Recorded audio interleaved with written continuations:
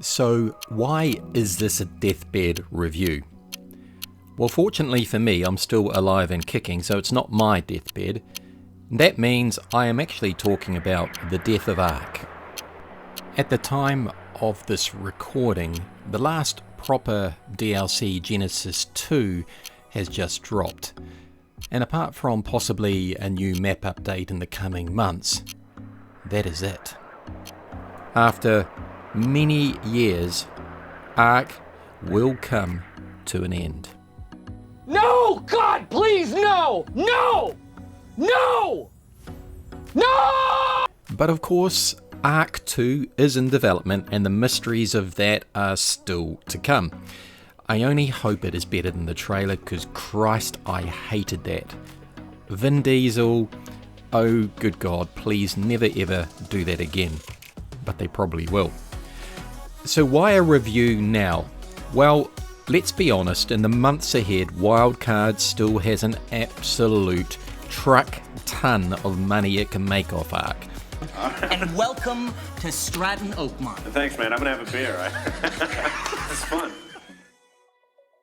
And this will come in the form of Steam sales, package deals, all that type of stuff.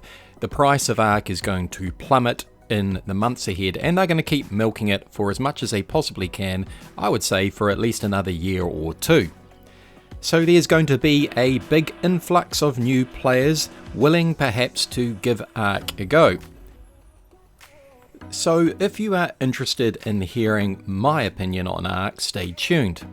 But if you want a detailed video on how to play Ark, stop watching this, because there's at least 100, no, let's be honest, more like 1,000, but even that is not even close to the number, probably 1 million videos out there on how to play Ark and all the intricacies of that.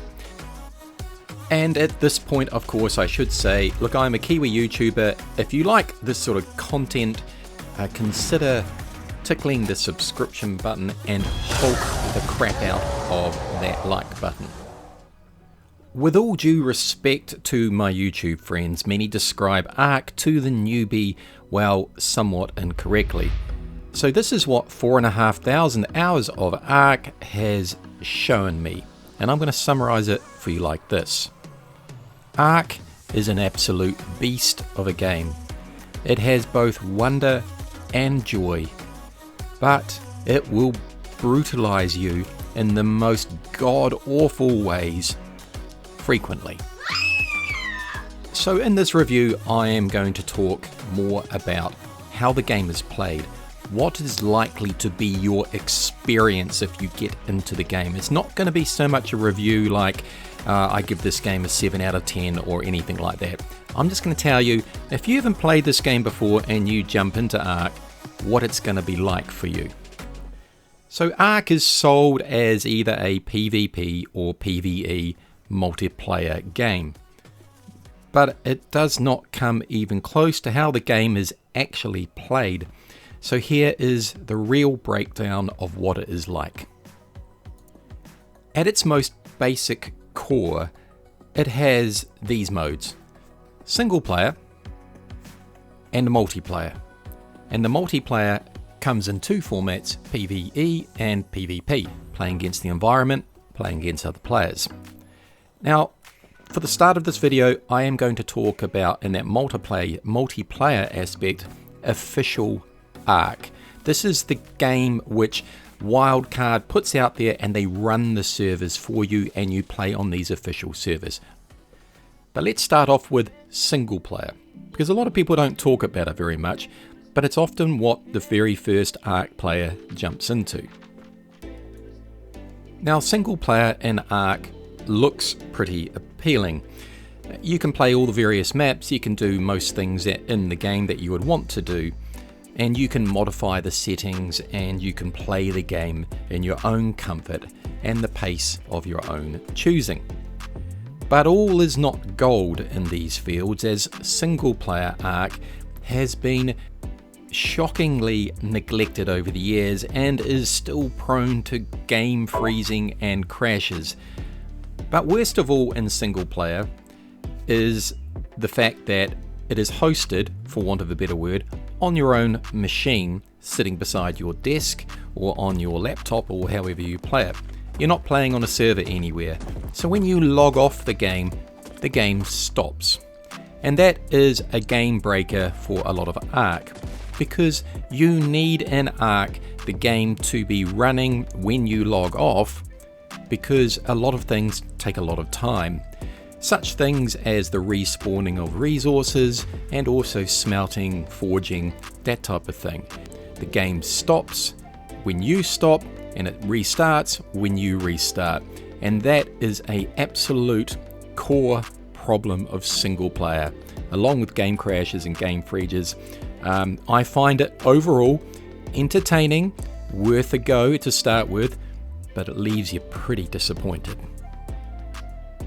Now moving on to the biggies, and that is the multiplayer aspect of Ark, and Christ, this is a big topic, but I'm going to do my best to condense it for you.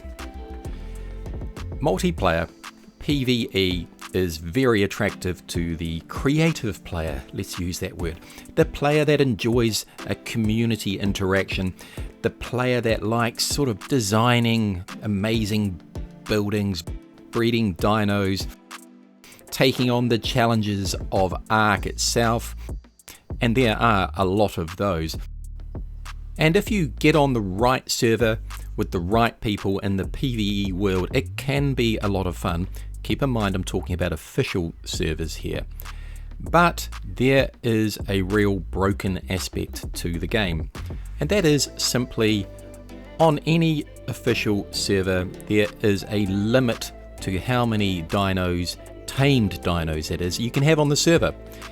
And when you have a PvE environment where everyone is breeding dinos, taming dinos, and there isn't the conflict between tribes, you simply cap out the tame dino limit.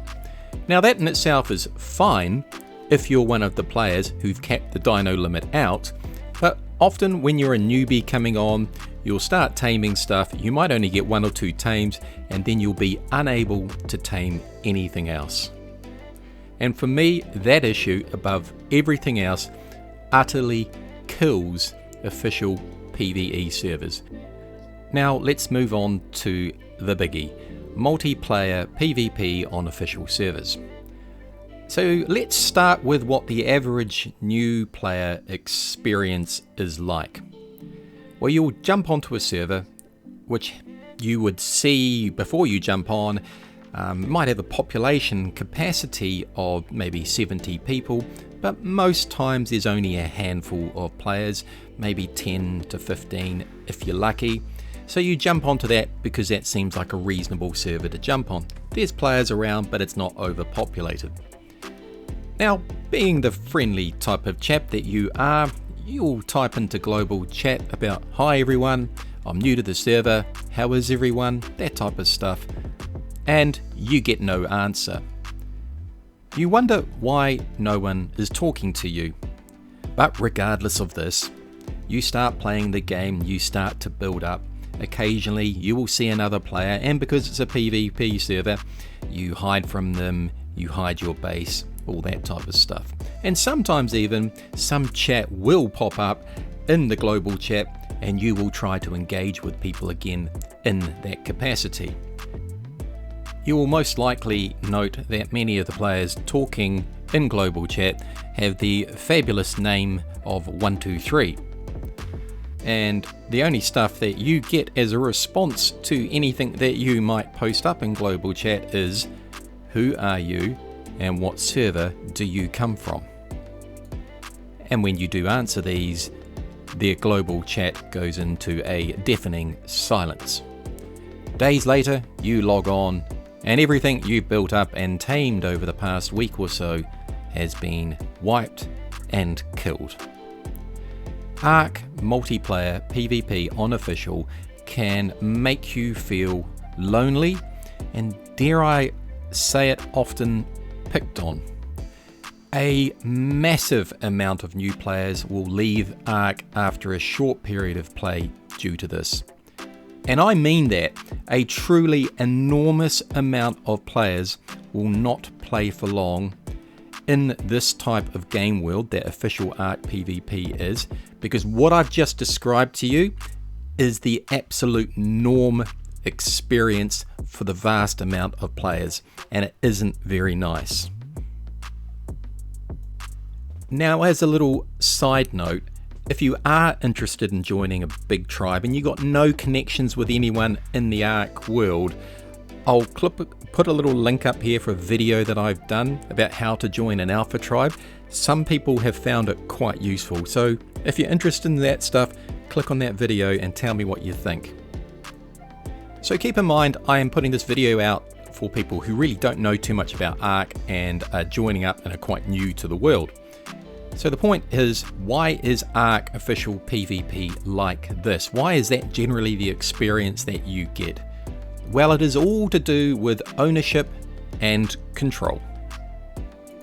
With very, very few exceptions, every single official server is controlled by some sort of alliance. You could call them mega tribes or mega alliances, call them what you want, doesn't really matter. But within these tribes or alliances are many, many huge, or you would call them alpha tribes, and they can all be connected.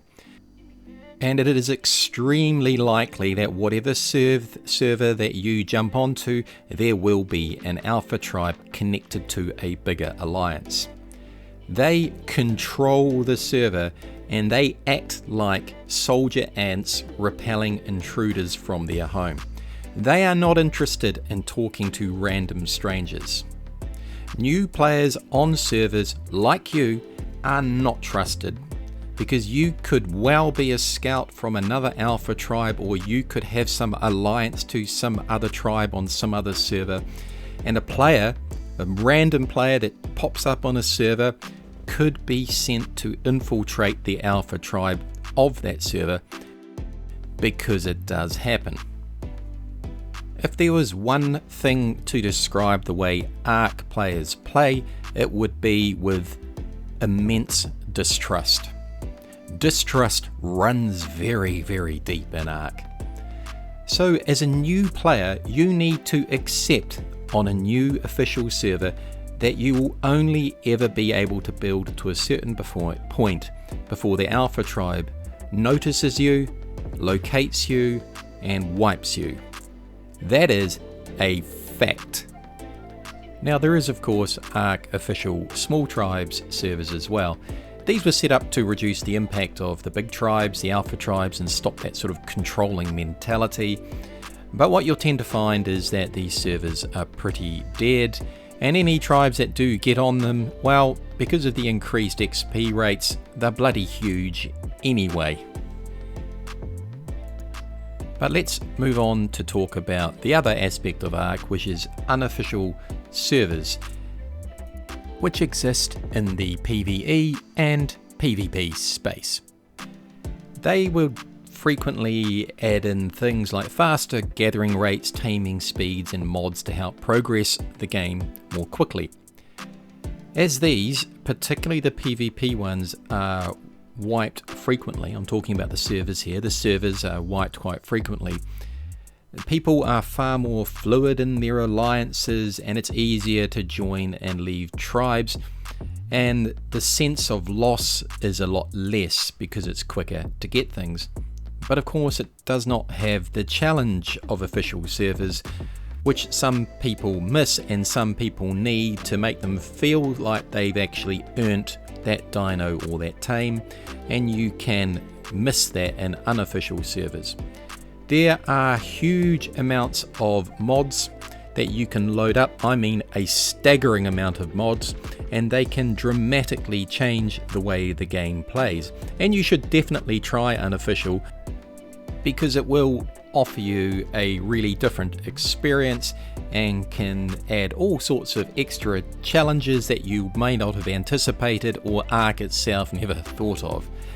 I often find some of the server managers in the PvE space and the PvP, they often struggle to get the balance right of a game that you feel like you need to earn things, but then again you want it to be not so slow as official Ark. You want it to be the right pace, but you don't want it to be too fast, because once it gets too quick, it feels like everything becomes, well, just disposable, and that can devalue a game. So there is a real balancing act there, but Unofficial can be a lot of fun. So to wrap up, is this really a review of Ark? Yeah, it is, sort of. I've just not reviewed the actual in-game survival dynamics, like how you tame dinos, what's that like, how the game works in itself. Because truthfully, all that stuff just doesn't really matter in Ark nowadays. The in-game formula of play works well and is fun, but it's just overridden by these more dominant factors that I've been talking about. But look, if you've clicked on this video and you've watched this far, well done, because most people don't watch more than about 5 minutes into videos, which I understand because I'm very similar. But if you've watched this far, here's the question: should you give Ark a go? Well, first and foremost, you need to realize that if you're going to download it, it's got a bloody enormous file size. And a lot of people purchase the game for whatever package deal with it is, and then they realize they can't bloody install it. It's such a huge game file. So make sure you've got your hard drive space. Number one thing. Sure, it is a massive game with great and various maps, great in-game dynamics, a challenging environment. It has dinosaurs, and you can ride on them, and that is cool. But be warned and do heed this. It will brutalize you, and if one game is likely to make you rage out on your keyboard, this is it. People always ask me about Ark, and I tell them that quite simply it is a vampire of a game. It will suck the life out of you.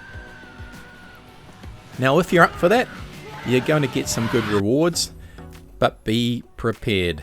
And don't forget to check out my other videos. Tickle the like button, Hulk out on the subscription button. I think that was reversed to what I said back at the beginning of the video, but what the hell. And sub if you haven't. I would love it if you did. Thanks for watching. See you in the next chapter.